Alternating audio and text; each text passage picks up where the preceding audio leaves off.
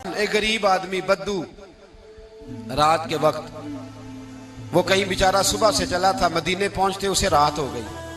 उसने डरते हुए ना खैमा बाहर लगा लिया। जहां रात हुई ना, आधी रात को 1-2 बजे समझ ले पहुंचा मदीने, तो उसने बाहर ने खैमा लगा लिया। बीवी उसकी उम्मीद से थी, बच्चे की विलादत का वक्त करीब आ गया, बीमार हो गई, उसने खैमा लगाया। बीवी अंदर है। हजरत उमर फारूक गश्त पे थे रात को, साथ एक गुलाम था। हजरत उमर फारूक रज़ी अल्लाह ताला अन्हु कहने लगे वो आग जल रही है थोड़ी सी, पता करो कौन है। तो आपका गुलाम पता करने गया तो बद्दू ने डांट दिया, कहने लगे जाओ, तुम्हें क्यों बताऊं। हजरत उमर खुद गए, कहने लगे मुसाफिर भाई बता तो सही। कहने लगा जी छोड़े, मैं आपको क्यों बताऊं, मैं कौन हूं, कैसे आया हूं। फरमाया खैमे के अंदर से कराहने की आवाज आती, कोई दर्द से चीख रहा है, बता हमें बात क्या है। कहने लगा जी मैं फुला बस्ती फुला इलाके का एक गरीब हूँ, अमीरुल मोमिनीन उमर फारूक से मिलने आया हूँ और रात हो गई है तो यहाँ खैमा लगाया है, सुबह मैं उनसे मिल के चला जाऊंगा। तो रात को तकलीफ देना पसंद नहीं किया, तो मेरी बीवी उम्मीद से थी, अब बच्चे की विलादत का वक्त करीब है, पास कोई नहीं। हजरत उमर कहने लगे तू ठहर, मैं अभी आया। चेहरे पे नकाब है, उसे बताया नहीं मैं ही अमीरुल मोमिनीन। उमर दौड़े गए, अपनी जौजा से कहने लगे अगर तुझे बहुत बड़ा अजर मिल रहा हो तो हासिल करेगी। क्या करूंगी। तो कहने लगे चल फिर मेरे साथ, बहुत बड़ा अजर है। एक दोस्त के यहाँ विलादत का वक्त है, जरूरत की चीजें साथ ले लो। उस औरत ने थोड़े दाने ले लिए, घी ले लिया। हजरत उमर से कहने लगी लकड़ियां इकट्ठी कर ले।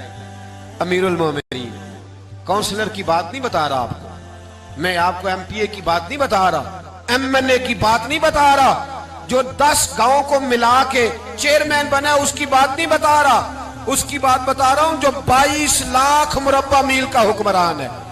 उसकी बात बता रहा हूं जो गली से गुजरे तो शैतान रास्ता ही बदल जाता है। उसकी बात बता रहा हूं जिसके बारे में मेरे मुस्तफा करीम सल्लल्लाहु ताला अलैहि वसल्लम ने फरमाया मेरा उम्र तो वो है कि 950 साल हजरत जिब्रील भी इसकी शान बयान करें तो अजमत खत्म नहीं होती। इतना बड़ा शख्स। हजरत उमर ने लकड़ियां इकट्ठी की, ईंटों का रोड़े लेके चूल्हा बनाया, पहुंच गए। आपकी जौजा कहने लगी ये थोड़े दाने डालने, घी डालने और एक लकड़ी लेके इसको हिलाएं, तैयार करें। खुद जौजा अंदर चली गई, हजरत उमर बाहर पकाने लगे।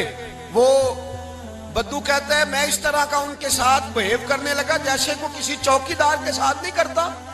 मैंने समझा जी उमर ने चौकीदार रखे आने जाने वाले मेहमानों का। मैं कभी पानी का प्याला मांगता, कभी कोई बात, उमर दौड़े जाते, कभी पानी लाते। वो गुलाम कहता है मैं उमर से कहता, मैं कहता गुलाम पानी ला, तो उमर दौड़ के पानी लाते। मैं कहता तुझे घी पकाना भी आता है, पहले भी कभी पकाया है? तो उमर फरमाते कोशिश तो कर रहा हूं। मैं कहता पहले भी कभी तेरी बीवी ने ये काम किया है? तो हजरत उमर कहने लगे मुझे याद नहीं, पूछ के बताऊंगा। कहते क्या रंग था, क्या अंदाज था, क्या मुस्तफा की तरबियत थी, क्या अंदाज हुजूर ने सिखाए गुलामों को। ये किस तरह का अमीर है कि ये हंडिया पका रहा है, फूंके मार रहा है एक गरीब के लिए, देहाती के लिए जिसे जानते भी नहीं। अंदर उस शख्स की बीवी के यहाँ बेटा पैदा हुआ तो हजरत उमर की बीवी अंदर से बोल के कहने लगी अमीरुल मोमिनीन मुबारक हो, आपके दोस्त के यहाँ बेटा पैदा हुआ है। जब कहा ना अमीरुल मोमिनीन मुबारक हो, तो वो शख्स कहता है मेरे हाथ कांपने लगे और मैं इस तरह दौड़ा कि मेरी पगड़ी गिर गई। मैं दौड़ा तो उमर ने बुलाया, कहा किधर जाते हो? कहने लगा आप अमीरुल मोमिनीन हैं, आप अमीरुल मोमिनीन, आप उमर हैं।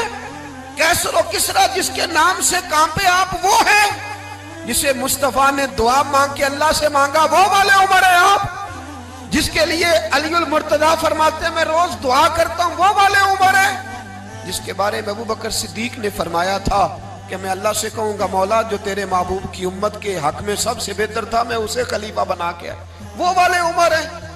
उमर अमीरुल मोमिनीन की बीवी वो तो खातून अव्वल होती है, वो तो मलका होती है, और तेरी बीवी दाई बनकर एक गरीब के बच्चे के पास बैठी रही विलादत के वक्त। उमर अमीरुल मोमिनीन होके तेरी दाढ़ी सारी धुएं से भर गई तो ड्यूटी करता रहा। तो सैयदना उमर रो पड़े और उस बद्दू को सीने से लगा के कहने लगे तुझे पता नहीं तू कहाँ आया है, इस शहर का पता है? उसने कहा हुजूर कहाँ है? फरमाया ये मेरे नबी का मदीना है, ये मुस्तफ़ा का मदीना है। यहाँ अमीरों का इस्तकबाल नहीं होता, यहाँ गरीबों के इस्तकबाल होते। यहाँ हुजूर ने इस स्टेट पे मेरे रसूल पाक ने वो वाला रंग दिया है कि अब गरीब सर उठा के जीने लगे हैं, अब मजदूरों को इज्जतें मिलने लगी हैं, अब यतीमों ने सर उठा लिया है।